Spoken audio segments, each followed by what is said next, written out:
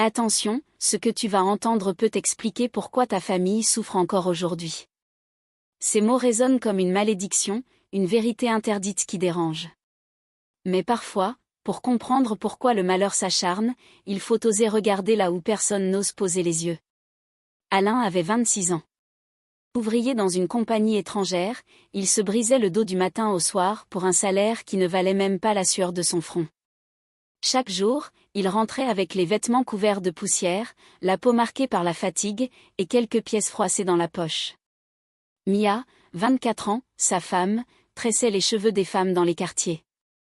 Elle subissait insultes, impatience et humiliation, mais finissait toujours par sourire en disant « Dieu ne nous abandonnera jamais ». Leur maison était modeste, parfois vide de nourriture, mais remplie d'un amour sincère. Pourtant, cet amour n'effaçait pas la frustration. Alain observait le monde autour de lui et murmurait souvent « Dieu nous a oubliés ». Il n'y avait jamais assez d'argent, jamais assez de repos, jamais assez de justice. Tout ce qu'ils bâtissaient de leurs mains s'effondrait comme du sable entre les doigts. Mia, elle, continuait de croire. Elle répétait inlassablement « Un jour, Dieu nous élèvera ». Ces mots, elle les disait comme une prière, comme une promesse. Mais dans le cœur d'Alain, cette promesse sonnait comme une illusion. La pauvreté ne lui laissait plus d'espace pour espérer. Et puis, un soir, alors que le soleil disparaissait derrière les toits rouillés de leur quartier, quelque chose changea. L'ami le plus proche d'Alain, celui qui partageait avec lui la même misère, revint mystérieusement transformé. Ses pas n'avaient plus la lourdeur de la pauvreté. Ses habits brillaient, sa voiture imposait le respect. Il avait le regard de quelqu'un qui avait franchi une frontière interdite.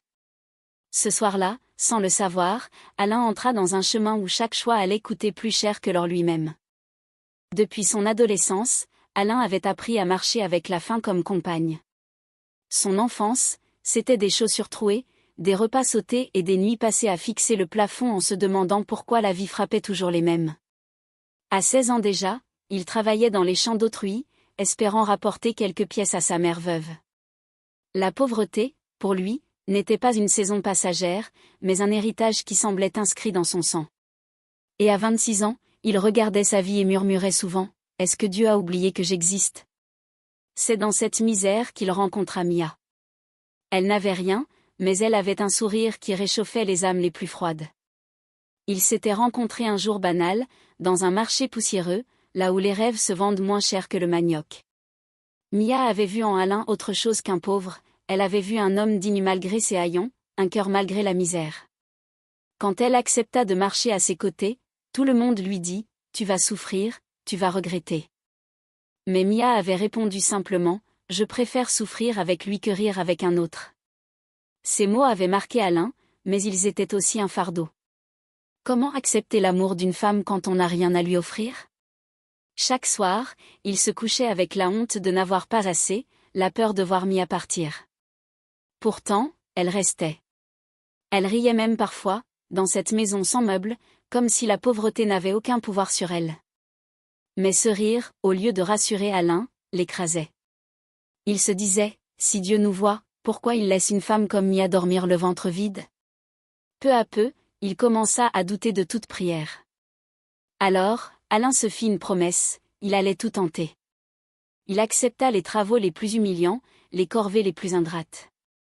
Porteur des briques jusqu'à s'effondrer, balayer les rues comme un esclave moderne, mendier presque parfois, il faisait tout. Chaque pièce gagnée était pour Mia, chaque goutte de sueur une preuve d'amour. Mais plus il donnait, moins il voyait de changement. La pauvreté semblait rire de ses efforts. Et dans ses murmures du soir, Alain commençait à dire « Dieu, si tu existes vraiment, pourquoi tu nous regardes souffrir sans rien faire ?» C'était un combat silencieux entre deux forces, l'amour de Mia qui répétait « Dieu nous élèvera » et le désespoir d'Alain qui chuchotait « Dieu nous a oubliés ». Chaque jour, il avançait avec ce dilemme dans le cœur, partagé entre l'espoir fragile et le goût amer de la résignation. Mais un détail allait bientôt changer le rythme de leur vie, un homme qu'il croyait connaître allait revenir sous un nouveau visage. Et ce qu'il apportait avec lui n'était pas seulement de l'argent, mais une tentation capable d'éteindre définitivement la petite flamme de foi qui restait encore en Alain. Chaque matin, Alain quittait la maison avant le lever du soleil. Il marchait des kilomètres, les poches vides, pour rejoindre le chantier des Chinois. Là-bas, les journées commençaient par des cris, plus vite. Plus haut. Ses mains saignaient à force de porter des briques, son dos pliait sous le poids du ciment, et à la fin du mois, on lui glissait à peine quelques billets froissés. Les ouvriers riaient parfois en disant « Ici, on travaille comme des bœufs, mais on est payé comme des mouches. » Alain encaissait en silence, le cœur rempli d'amertume. Pendant ce temps, Mia allait de maison en maison pour tresser les cheveux des femmes. Elle entrait dans des salons climatisés, où les clientes la traitaient comme une servante. « Essuie bien tes mains, elles sont trop sèches », lançait l'une. « Et dépêche-toi, je n'ai pas toute la journée », lançait une autre. Mais Mia baissait la tête et répondait toujours « D'accord, grande sœur ». Elle rentrait le soir avec quelques billets, parfois un reste de nourriture offert à contre-cœur. Et malgré ses humiliations, elle disait à Alain « C'est dur aujourd'hui, mais demain, Dieu fera grâce ». Ces paroles étaient censées réconforter Alain, mais elles étaient pour lui comme des blessures ouvertes. Comment pouvait-elle encore espérer alors que la réalité les écrasait chaque jour? Pourtant, dans les rares instants de répit, il trouvait de petites joies. Un bol de riz partagé à deux, une chanson fredonnée dans la cour poussiéreuse, un éclat de rire qui couvrait un instant le bruit du ventre vide. Mais derrière ces sourires, Alain sentait la honte grandir. Est-ce ça, ma vie? Travailler comme un esclave et voir ma femme se faire humilier? Il n'osait plus lever les yeux au ciel. Sur le chantier, Alain n'était pas seul dans cette lutte. Un ami proche, un compagnon de misère, travaillait à ses côtés. Comme lui, il courbait le dos sous les ordres des Chinois, comme lui il rentrait le soir avec la fatigue et le désespoir. Souvent, ils marchaient ensemble des heures, refusant de payer le transport pour économiser quelques pièces. Sur la route, ils parlaient de leurs rêves brisés, de ce qu'ils auraient voulu offrir à leur famille. Ils riaient parfois, mais c'était un rire amer, celui des hommes qui savent qu'ils sont enfermés dans une prison invisible. Cet ami, Alain l'appelait frère tant leur misère était commune. Ils partageaient la même sueur, les mêmes humiliations, les mêmes silences lourds quand les poches étaient vides. Pourtant, au fond de lui, Alain sentait que cet homme était prêt à tout pour échapper à cette vie. Il avait dans le regard une lueur étrange, mélange de colère et de désespoir. Un soir, alors qu'il rentrait encore à pied, il s'arrêta brusquement et dit « Tu sais, j'ai prié, j'ai supplié, mais Dieu ne répond pas. Alors, je vais frapper à une autre porte. » Un soir, alors que le soleil se couchait derrière les immeubles inachevés, Alain et son ami rentraient à pied, les épaules affaissées par la fatigue. Les deux hommes avançaient en silence, jusqu'à ce que son ami s'arrête brusquement. Son regard était sombre, différent, presque déterminé. « Alain, moi je n'en peux plus, dit-il d'une voix grave. J'ai prié, j'ai jeûné, j'ai crié vers Dieu, mais rien ne change. Tu sais quoi? Demain, je vais voir un marabout. » Ces mots tombèrent comme une bombe, brisant le silence et glaçant le cœur d'Alain. Alain s'arrêta net, choqué. « Un marabout? Tu es devenu fou? » Son ami le fixa droit dans les yeux. « Oui, je sais ce que tu vas dire, que c'est le diable. Mais regarde-nous, frère. Est-ce que Dieu nous écoute? Est-ce qu'il a répondu à une seule de nos prières? Moi, je ne veux plus voir ma famille dormir le ventre vide. Si c'est le diable qui doit m'ouvrir la porte, alors qu'il l'ouvre. » Ces paroles frappèrent Alain comme un coup de poing, car elles mettaient des mots sur sa propre frustration. La colère monta dans le cœur d'Alain. « Non. Moi je ne peux jamais faire ça. Le diable donne vite mais il détruit tout, » cria-t-il. Son ami haussa les épaules, amer. « Alors reste ici, continue à souffrir. Mais moi, je refuse de mourir pauvre. » Alain sentit ses mains trembler. D'un côté, il admirait le courage désespéré de son ami, de l'autre, il était effrayé. Était-il en train de le perdre? Et surtout, si cet homme trouvait vraiment la richesse par une autre voie, que resterait-il à Alain? Sa foi déjà fragile vacillait encore. Malgré la tentation qui lui brûlait l'esprit, Alain décida de s'accrocher à ses convictions. Il frappa du poing sur sa poitrine et dit « Même si je dois mourir pauvre, je préfère mourir avec Dieu que vivre avec le diable. » Son ami se mit à rire, un rire amer, presque moqueur. « Tu parles comme un prêcheur, mais tu verras. Tu verras que tes prières ne nourriront pas ta femme. Moi, j'ai choisi. Cette nuit-là, ils se séparèrent sur cette dispute, chacun retournant dans sa maison, mais pas avec la même foi ni les mêmes intentions. Les jours suivants, Alain remarqua l'absence de son ami sur le chantier. Pas un appel, pas une nouvelle. C'était comme s'il s'était volatilisé. Les ouvriers murmuraient, peut-être qu'il est tombé malade, peut-être qu'il a trouvé mieux ailleurs. Mais Alain savait au fond de lui que son ami avait franchi la frontière interdite dont il avait parlé. Chaque soir, en posant sa tête sur son oreiller, il se demandait, qu'est-ce qu'il a trouvé là-bas? Et si, il avait vraiment raison? Ce doute, il essayait de l'éteindre, mais il revenait comme un feu sourd. Un dimanche après-midi, alors que Mia était partie à l'église, Alain entendit un bruit étrange devant sa maison, le ronronnement puissant d'un moteur qu'il n'avait jamais entendu dans son quartier. En sortant, il resta figé. Là, devant lui, se tenait son ami disparu, mais transformé. Plus de vêtements usés, plus de regards fatigués, un costume brillant, des chaussures neuves qui claquaient sur le sol, et surtout, une voiture de luxe noire, imposante comme une bête venue d'un autre monde. Alain sentit son cœur battre fort. Était-ce vraiment lui, cet homme qu'il connaissait depuis toujours? Tu sembles surpris, lança son ami avec un sourire ironique. Alain balbutia, mais, comment? L'autre éclata de rire et sortit une liasse de billets qu'il agita sous son nez. Tu vois, frère? J'avais raison. Dieu nous a abandonnés, mais le diable, lui, répond vite. Il ouvrit la portière et dit, monte, je vais te montrer ce que c'est que la vraie vie. Alain hésita un instant, le regard rivé sur les billets, puis sur la voiture. Une voix intérieure criait, non, mais ses jambes tremblaient déjà de curiosité. La voiture filait à toute vitesse, traversant des quartiers qu'Alain n'avait jamais vus. Les immeubles étincelaient, les enseignes lumineuses brûlaient la nuit, et son ami conduisait avec une aisance qui respirait la puissance. Regarde bien, dit-il, ceci est la récompense de ceux qui osent. Ils arrivèrent dans une boîte de nuit, un lieu qu'Alain n'avait connu qu'à travers les récits des autres. La musique, les lumières, l'odeur de l'alcool et du parfum des femmes l'envahissaient. Il se sentait comme dans un rêve, perdu entre fascination et peur, mais incapable de détourner les yeux de ce monde interdit. La soirée monta en intensité.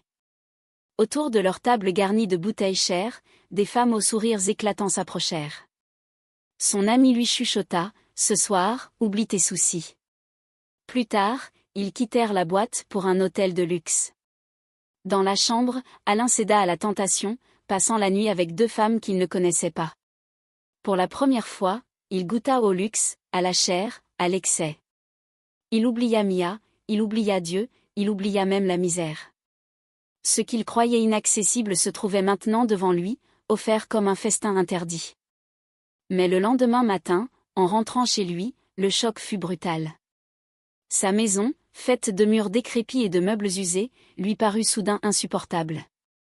Il n'y voyait plus l'amour de Mia, mais seulement la pauvreté nue. Chaque fissure, chaque trou dans le toit le dégoûtait. Allongé sur son lit bancal, il ferma les yeux et revit la nuit passée, les lumières, les rires, l'odeur des draps propres de l'hôtel. Son cœur brûlait d'un désir nouveau, il ne voulait plus survivre, il voulait vivre, riche. Et ce désir commença à dévorer tout le reste. Alain ne pouvait plus dormir. La nuit passée dans l'hôtel lui revenait sans cesse en mémoire, comme une brûlure douce et cruelle. Comment son ami, qui partageait hier la même misère que lui, avait-il pu se transformer si vite? Quelques jours plus tard, il le retrouva, installé dans un bar chic, verre à la main, entouré d'hommes en costume. Alain s'approcha, le cœur battant. Quand ils furent seuls, il lâcha d'une voix tremblante, « Dis-moi la vérité. Qu'est-ce que tu as fait? Comment es-tu passé de la poussière alors ?» Son ami se pencha vers lui, un sourire mystérieux aux lèvres. « Tu veux savoir ?» Alain hocha la tête. « Alors écoute bien, je suis allé voir un féticheur. » Ces mots résonnèrent dans la tête d'Alain comme un écho interdit. Son ami continua, « J'ai signé un pacte, et depuis, chaque jour, l'argent coule comme une rivière. Ce n'est pas de la chance, ce n'est pas du travail, c'est un accord. » Il posa sa main sur l'épaule d'Alain, « Tu ne peux pas comprendre tant que tu n'as pas goûté. Mais crois-moi, c'est réel. Alain sentit son estomac se nouer. Une part de lui voulait fuir, se boucher les oreilles et oublier. Mais une autre part, plus forte, plus sombre, brûlait de curiosité. Il se souvenait des paroles de Mia, de ses prières simples et de sa foi aveugle. Pourtant, face à la réalité flamboyante de son ami, ses prières lui semblaient faibles, presque ridicules. « Est-ce que Dieu nous demande de mourir pauvres ?» pensa-t-il. Sa conscience criait que c'était mal, mais son cœur battait plus fort à l'idée de goûter, lui aussi, à ce luxe interdit. Un soir, alors que Mia préparait un maigre repas, Alain tenta de dissimuler son trouble. Elle le regarda droit dans les yeux. « Tu es étrange depuis quelque temps. Qu'est-ce qui se passe ?» Il détourna le regard et répondit froidement, « Rien, je suis juste fatigué du travail. » C'était son premier mensonge. À l'intérieur, il se sentait coupable, mais aussi soulagé. Car plus personne ne devait savoir ce qu'il brûlait d'apprendre. Dans le silence de la nuit, il prit son téléphone et appela son ami. « Dis-moi, où est ce féticheur ?» Au bout du fil, son ami resta silencieux un instant avant de répondre. « Ce n'est pas un jeu, Alain. Une fois que tu mets le pied dedans, il n'y a pas de retour. » Alain insista. « Donne-moi l'adresse. » Son ami finit par céder. « Tu la veux ? Tu l'auras. Mais sache que dès que tu franchiras sa porte, ta vie ne sera plus jamais la même. » Quand Alain raccrocha, ses mains tremblaient. Il jeta un regard vers Mia, endormie paisiblement à ses côtés. Dans son cœur, une voix murmurait « Tu viens d'ouvrir une porte interdite. » La nuit était lourde, sans lune, quand Alain se rendit à l'adresse donnée. Le quartier semblait oublié du monde, ruelles étroites, maisons décrépites, odeurs de terre humide et de fumée étrange. Devant lui, une porte en bois massif, sculptée de symboles qu'il ne comprenait pas, s'ouvrit lentement, comme si elle l'attendait. À l'intérieur, l'air était suffocant, saturé d'encens et de murmures lointains. Le féticheur était assis dans l'ombre, drapé dans un tissu rouge sombre, ses yeux brillants comme deux braises. Alain sentit ses jambes faiblir, mais quelque chose le poussait à avancer. Il savait qu'il n'y aurait plus de retour. La voix du féticheur résonna, grave et lente. « Tu veux la richesse, mais es-tu prêt à payer son prix ?» Alain hocha la tête, incapable de parler. L'homme rit doucement, dévoilant des dents tachées par le temps. « Ce que je vais te demander n'est pas de l'argent, mais ta honte. Tu vas acheter un chien, une race précise. Et chaque nuit, à l'heure où le monde dort, tu devras passer avec lui, comme un homme avec une femme. Après la prière que je t'enseignerai, 5 millions apparaîtront là où tu l'auras demandé. » Alain eut un haut le cœur. L'idée même le répugnait. Son esprit criait « C'est impossible, je ne peux pas. » Mais ses yeux voyaient déjà les millions, les voitures, la maison, la vie sans humiliation. Le féticheur continua, implacable, « Mais attention, si quelqu'un te surprend dans l'acte, il mourra sur le champ. Et toi, tu porteras ce fardeau à jamais. » Alain sentit son souffle se couper. Était-il prêt à s'enchaîner à une abomination pareille? Pourtant, dans le silence de cette pièce suffocante, il pensa à Mia, à ses larmes, à sa promesse de lui offrir mieux. Le féticheur alluma une bougie noire, traça des signes au sol et dit « Répète après moi. » Alain obéit, les lèvres tremblantes. Il sentait la sueur couler sur son front, mais sa bouche prononçait les mots interdits. À la fin du rituel, l'homme déclara « Pendant cette nuit, tu viendras ici pour préparer ton corps et ton esprit. Tu porteras des herbes, tu boiras des décoctions, et quand le temps sera venu, le pacte sera scellé. » Alain, encore secoué, baissa la tête et répondit d'une voix cassée, « J'accepte. » Quand il sortit, le vent glacé de la nuit frappa son visage. Le monde semblait identique, mais tout avait changé. Derrière lui, la porte se referma lentement, comme si elle avait avalé son âme. En rentrant chez lui, il trouva Mia déjà endormie, son visage paisible éclairé par la flamme d'une bougie. Alain resta longtemps debout à la regarder, partagé entre l'amour et l'horreur de ce qu'il venait d'accepter. Ses mains tremblaient encore des prières interdites. Et au fond de lui, une certitude naissait, il avait signé un chemin dont il ne connaissait pas encore le gouffre. Le cœur battant, Alain se réveilla avant l'aube. Ses mains tremblaient lorsqu'il ouvrit le vieux sac en toile qu'il avait laissé au coin de la chambre, juste là où il avait prononcé la prière la veille. Quand ses yeux se posèrent sur le contenu, il eut l'impression que le monde s'arrêtait, des liasses, serrées, neuves, empilées comme des briques d'or. 5 millions. Pas un rêve, pas une illusion, mais de l'argent réel, palpable, lourd.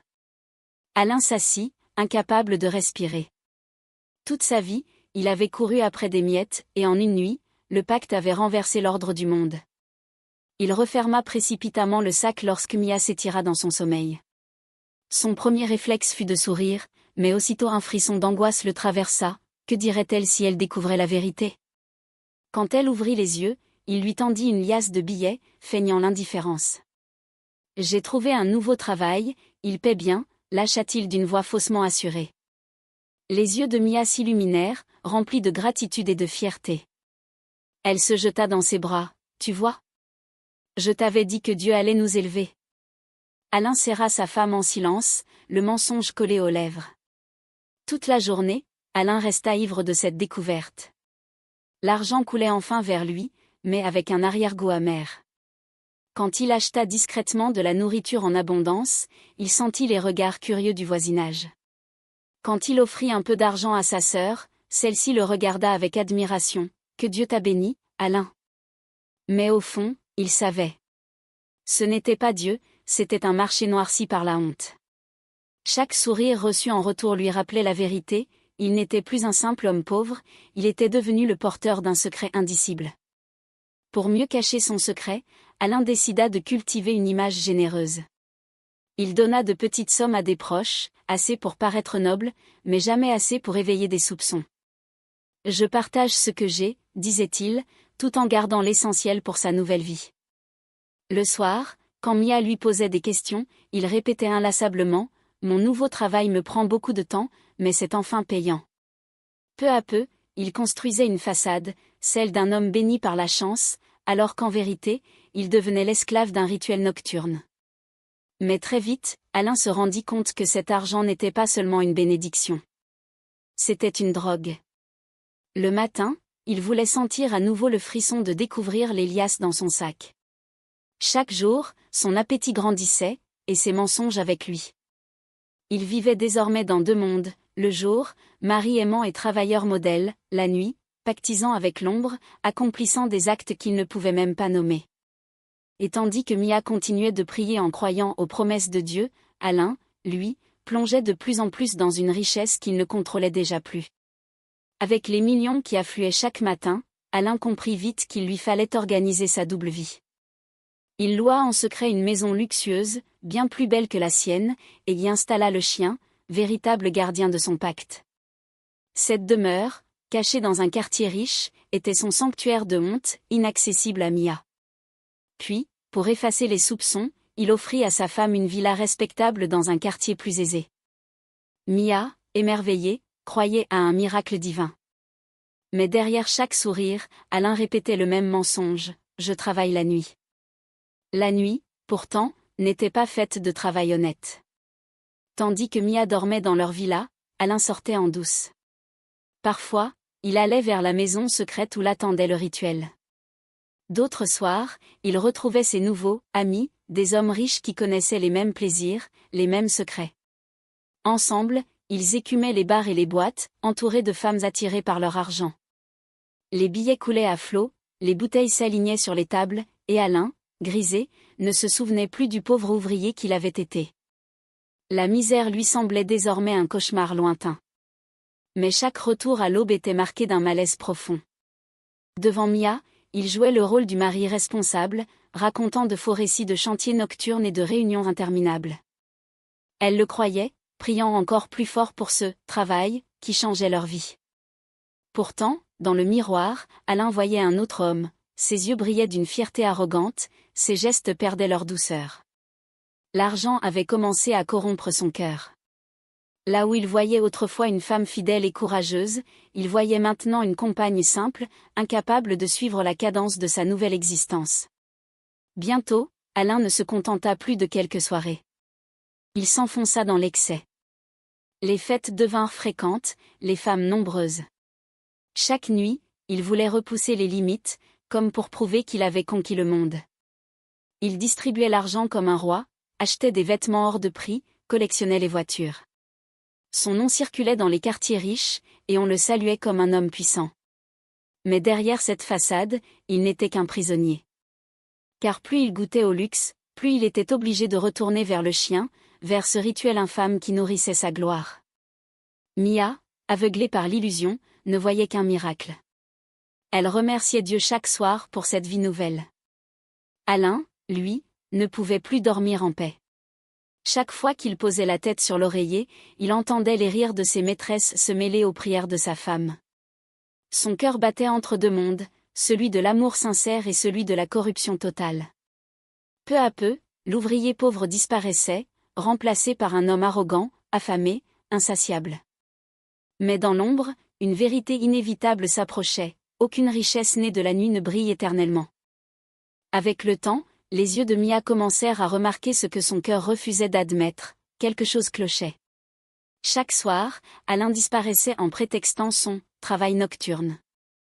Il rentrait à l'aube, le parfum d'alcool ou d'un autre corps collé à ses vêtements, les poches toujours pleines. Un soir, elle le fixa droit dans les yeux et dit « Alain, montre-moi où tu travailles. Je veux voir ce lieu qui te prend toutes tes nuits. » Cette demande glaça Alain. Il comprit que ses mensonges, pourtant si bien huilés, commençaient à s'effriter. Poussé dans ses retranchements, Alain élabora une mise en scène. En secret, il utilisa une partie de ses millions pour racheter la compagnie chinoise où il avait jadis souffert comme un esclave. Le jour convenu, il emmena Mia dans ce lieu de douleur devenu son trophée. Dès qu'ils franchirent les portes, les ouvriers, payés pour jouer leur rôle, s'écrièrent « Bonjour patron ». Mia écarquilla les yeux.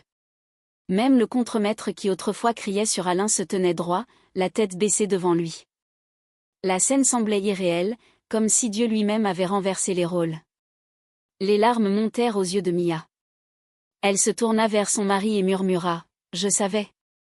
Je savais que Dieu allait nous élever. » Elle lui prit les mains, émue, tandis qu'Alain jouait le rôle du patron fier, serrant des mains et donnant des ordres. Mais à l'intérieur, son cœur tremblait. Car chaque « bonjour patron » sonnait comme un mensonge résonnant dans les murs du chantier.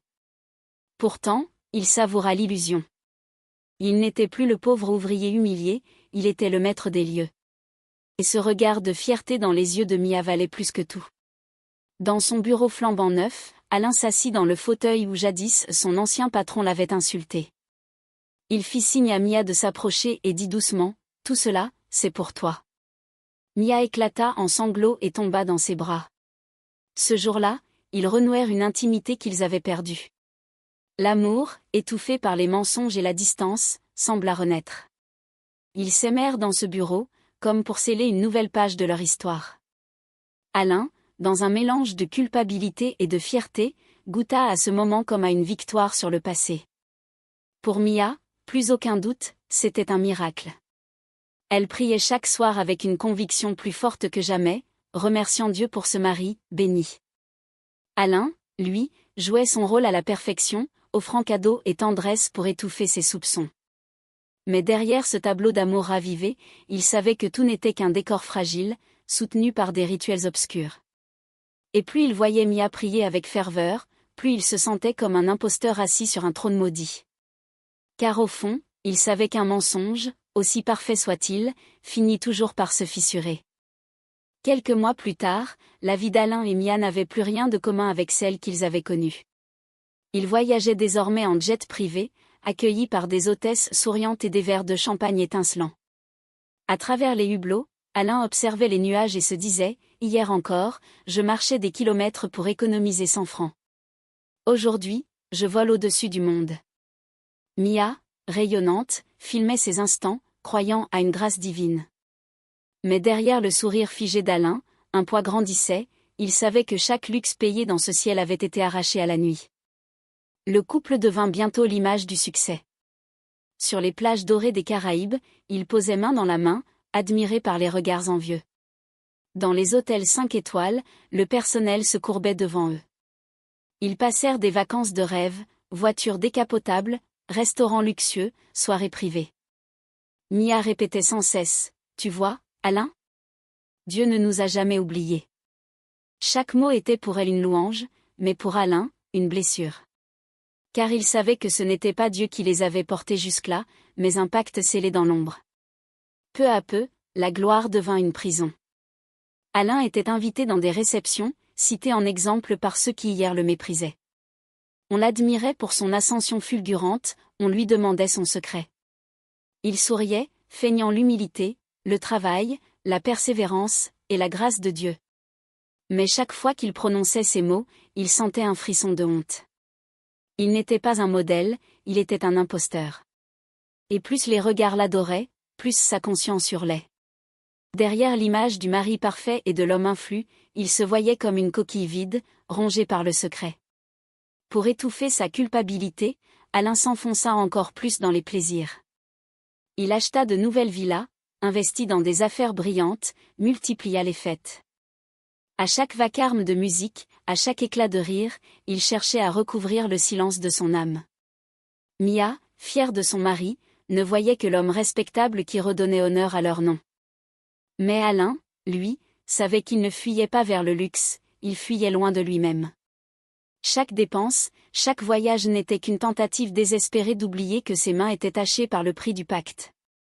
Pour le monde, Alain avait tout, richesse, amour, respect, pouvoir. Mais dans le secret de ses nuits, il sentait des fissures se creuser. Son cœur battait de plus en plus fort, non pas de joie, mais de peur. Il craignait le jour où tout s'effondrerait, où Mia verrait la vérité, où le pacte réclamerait son dû. Dans ses rêves, il voyait déjà les flammes, les ombres, le chien qui l'attendait. Et quand il se réveillait, il se murmurait « Rien de tout cela n'est à moi, tout appartient à la nuit ».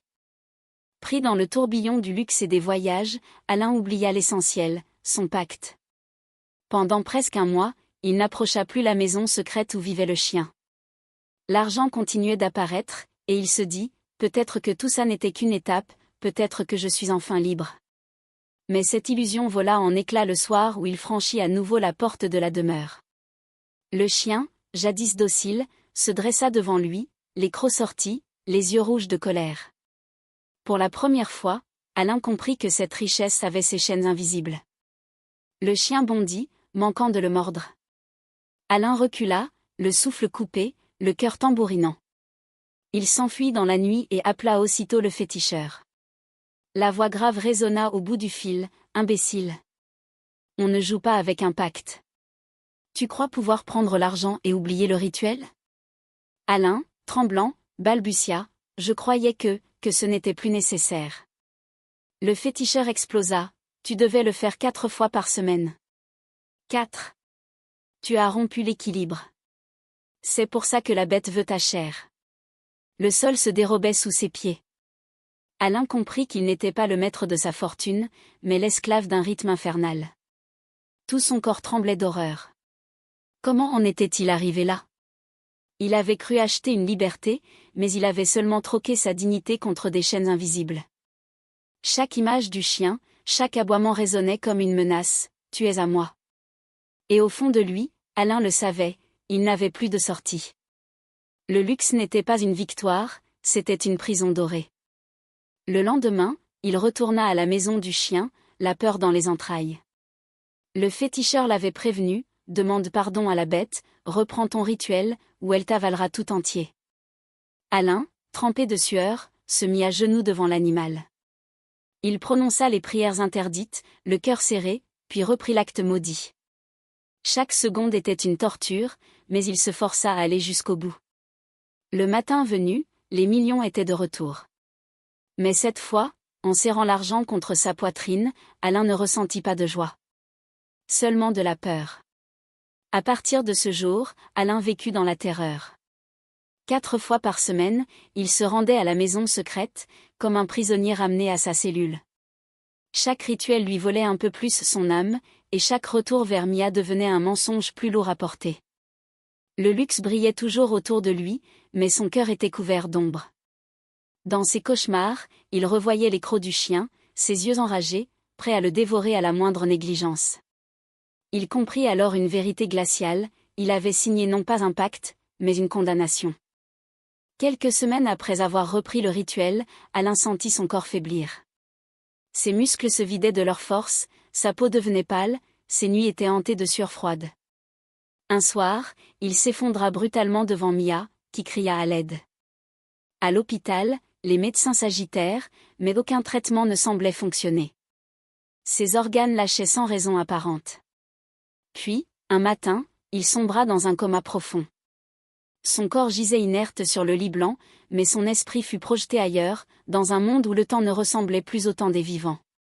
Alain se retrouva dans une vaste plaine brumeuse. L'air était lourd, et un silence étrange régnait. Soudain, une silhouette familière apparut devant lui, sa mère, morte depuis plusieurs années. Elle portait la même robe qu'au jour de son enterrement. Son visage était grave, ses yeux remplis de larmes.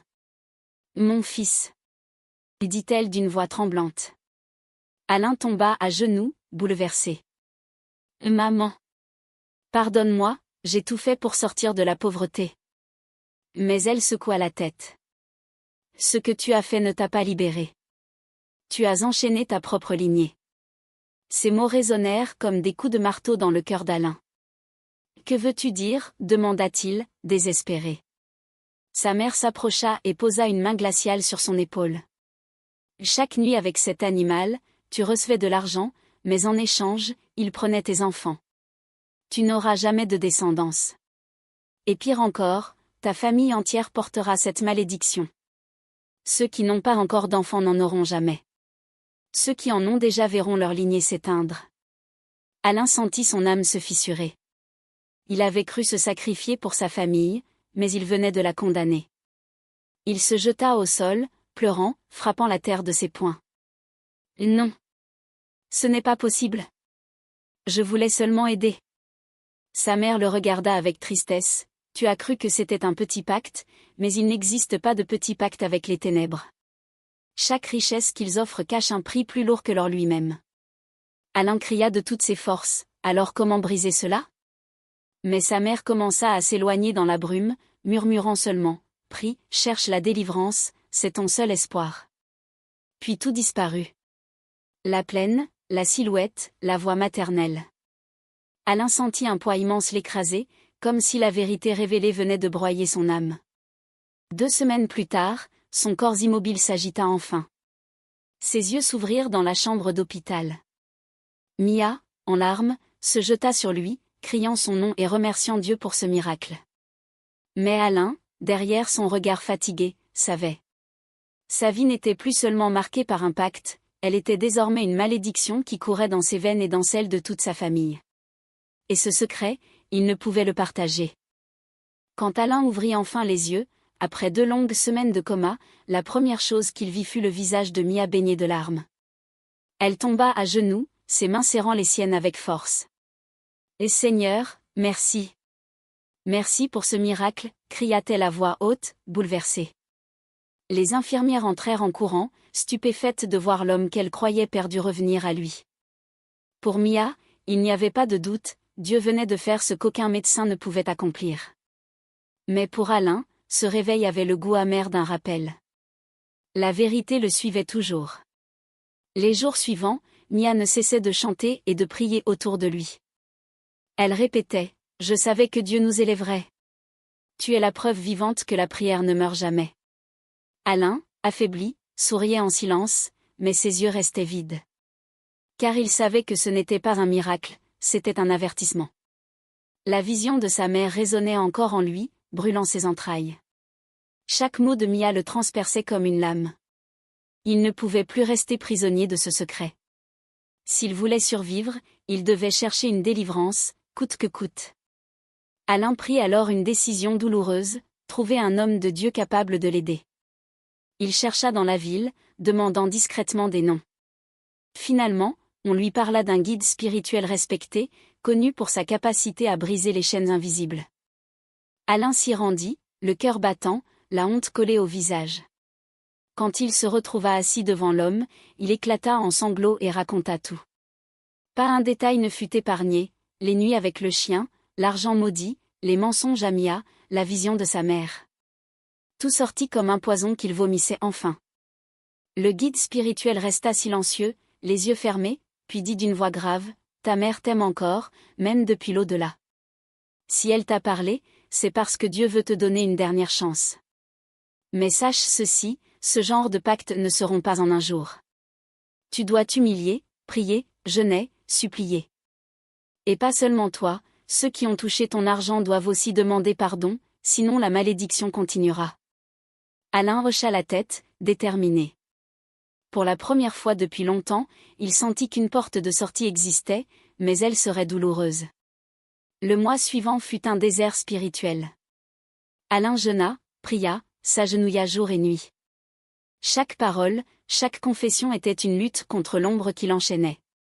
Mia, ignorante de la vérité, croyait qu'il s'agissait simplement d'un élan de foi après sa guérison miraculeuse. Mais Alain savait, il ne cherchait pas Dieu par gratitude, il le cherchait par nécessité, pour survivre. Chaque nuit, il rêvait du chien, des crocs, des yeux rouges, comme pour lui rappeler qu'il n'était pas encore libre. Et pourtant, au fond de lui, il sentait une force nouvelle naître, l'espérance fragile d'une délivrance. Les prières devinrent plus intenses. Chaque soir, Alain s'agenouillait, entouré d'hommes et de femmes de foi qui l'accompagnaient. Le jeûne affaiblissait son corps, mais il sentait que quelque chose, dans l'invisible, commençait à trembler. Les nuits étaient encore remplies de cauchemars, il voyait le chien rôder autour de lui, grondant avec rage. Mais à chaque « Amen », à chaque larme versée, les chaînes semblaient se desserrer. Alain criait « Seigneur, si tu veux me briser, brise-moi, mais libère-moi de cette prison. » C'était la lutte ultime, le bras de fer entre les ténèbres et la lumière. Puis un soir, tout changea. Alain retourna dans la maison secrète pour affronter encore une fois la bête. Mais à son arrivée, la domestique, bouleversée, lui dit « Je ne comprends pas, le chien a disparu. » Je me suis réveillé et il n'était plus là. Alain sentit son cœur s'arrêter. Il entra dans la demeure, fouilla chaque recoin, mais rien. Pas un aboiement, pas une trace. Le silence régnait là où résonnaient autrefois des grondements infernaux. Alain s'effondra à genoux. Ce n'était pas une fuite. C'était une délivrance. La bête n'avait pas disparu toute seule. Elle avait été chassée. Un torrent de larmes coula sur son visage. Pour la première fois depuis des années, il sentit son cœur léger. Les chaînes invisibles s'étaient rompues. Il leva les yeux au ciel, remerciant Dieu à voix haute, criant comme un homme assoiffé qui retrouve l'eau. La peur qui l'avait hanté s'évaporait peu à peu. Mais alors que la joie grandissait, une vérité plus sombre vint l'écraser. Dans les jours qui suivirent, il consulta un médecin. Le verdict fut sans appel, son corps était intact, mais il était stérile. Et pas seulement lui, sa descendance était définitivement scellée. Brisé, Alain chercha comment protéger Mia de cette vérité insupportable. Il engagea un médecin corrompu, lui glissa une grosse enveloppe et dit « Dis-lui que c'est elle, qu'elle est stérile. » Le docteur accepta sans hésiter. Quand Mia reçut la nouvelle, elle pleura dans les bras d'Alain, sanglotant « Pourquoi, Seigneur ? Pourquoi moi ?» Alain serra sa femme contre lui, son cœur saignant de culpabilité. Mais il garda le silence, enfermant en lui l'atroce vérité. Car il préférait être vu comme l'homme qui soutenait une épouse stérile, plutôt que comme celui qui avait vendu toute leur descendance. Dès lors, la vie reprit son cours, teintée d'un étrange paradoxe. Alain était enfin libre du chien, mais prisonnier d'un mensonge plus lourd que tous les autres. Mia, malgré sa tristesse, accepta son sort en disant « Ce sont des choses qui arrivent, Dieu sait pourquoi. » Alain, lui, savait. Chaque rire de sa femme, chaque prière qu'elle élevait, résonnait comme une accusation silencieuse. Il était riche, respecté, puissant, mais stérile de l'âme et du sang. Et au fond de lui, il savait qu'aucun luxe, aucun voyage, aucun billet ne pourrait jamais combler ce vide éternel. Alain avait désormais tout ce que le monde pouvait offrir, villa somptueuse, voiture de luxe, voyage en première classe, respect des puissants. Mais derrière les murs dorés de ses palais, il vivait avec une blessure invisible. La nuit, il errait dans ces couloirs vides, incapable de dormir. Ses mains pouvaient compter des millions, mais son cœur ne pouvait compter aucun héritier. Et chaque fois que Mia, assise dans leur chambre immense, regardait l'horizon en silence, Alain comprenait que sa richesse n'était qu'une prison brillante où l'amour, autrefois fort, s'éteignait doucement sous le poids du vide. Mia dépérissait peu à peu. Son sourire se fanait, ses prières devenaient des murmures douloureux. Seigneur, donne-moi seulement un enfant, juste un, répétait-elle, la voix tremblante. Mais les mois passaient, puis les années, et son ventre restait vide. Elle croyait être la coupable de cette stérilité, portant la honte en silence. Alain, chaque fois qu'il la voyait pleurer, ressentait une brûlure insupportable. Il aurait voulu crier la vérité, mais ses lèvres restaient scellées par la peur. Car ce secret n'était pas seulement le sien, c'était un héritage maudit que déjà, sa famille entière commençait à payer. Dans son village natal, les rumeurs commencèrent à circuler.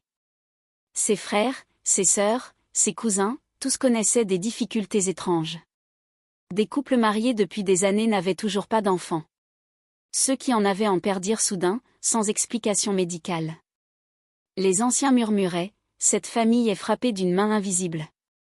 Alain, de loin, observait cette tragédie s'étendre comme une tache d'huile. Il savait. Chaque naissance étouffée, chaque berceau resté vide, c'était le prix de son pacte. Le luxe qu'il possédait brillait comme un miroir cruel, plus il montait, plus toute sa lignée sombrait dans les ténèbres. Pour apaiser sa conscience, Alain se lança dans la générosité. Il construisit des écoles, finança des hôpitaux, donna de l'argent aux pauvres. Les journaux l'appelèrent « bienfaiteur », les foules l'applaudirent. Mais lui savait, ce n'était pas de la bonté, c'était un aveu déguisé. Chaque billet offert était une tentative désespérée de racheter des vies qu'il avait condamnées.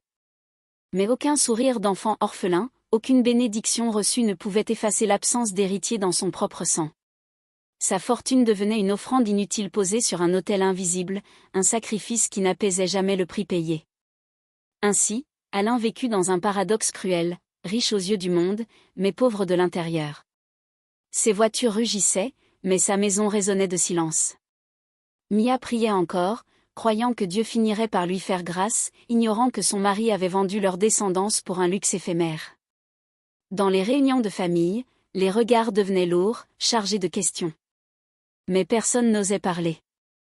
Alain, lui, portait ce secret comme une croix brûlante. Et chaque nuit, en fermant les yeux, il se demandait, combien d'âmes doivent encore souffrir pour que je continue à vivre ainsi? Les années passaient, et la fortune d'Alain ne cessait de croître.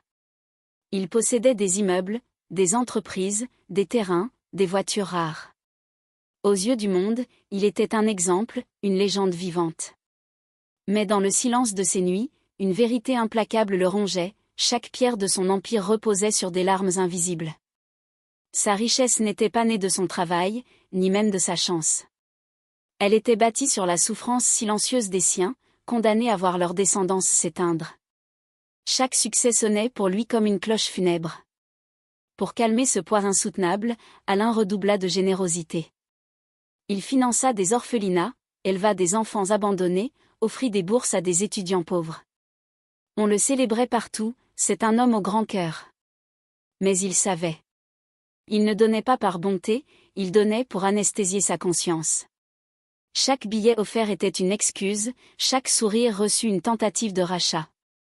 Pourtant, aucune de ses actions ne pouvait changer la vérité, il avait vendu ce qu'aucun homme n'a le droit de vendre, la continuité de son sang, l'avenir de toute une lignée. Souvent, Alain se tenait seul devant un miroir, fixant son reflet. Il voyait un homme élégant, riche, puissant. Mais derrière ce masque, il apercevait aussi un vieil esclave, brisé, vidé. « À quoi me sert tout ça si mon nom s'éteint après moi » murmurait-il. Les éclats de rire lors des soirées mondaines ne l'atteignaient plus. Il n'entendait que le silence de sa maison, l'absence de cris d'enfants, l'absence d'un héritier pour porter son nom. Le luxe ne brillait plus pour lui. Il n'était plus qu'un rappel cruel de la malédiction invisible qu'il avait déclenchée. Un soir, lors d'une grande cérémonie où il fut honoré pour ses dons, Alain monta sur scène. Le public l'applaudissait avec ferveur.